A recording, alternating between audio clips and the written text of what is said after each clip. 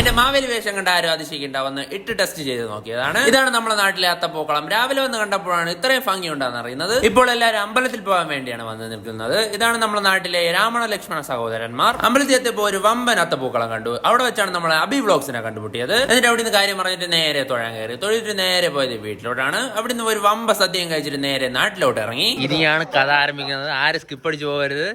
ഇനി ഇനി ഇനി ഇനി ഇനി കാണാൻ പോകുന്നതാണ് Onam, real Onam.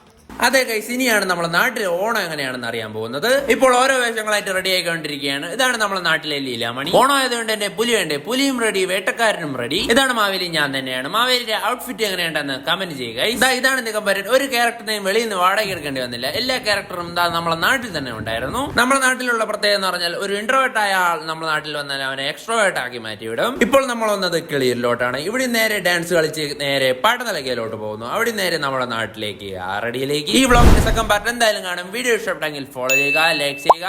Okay, by.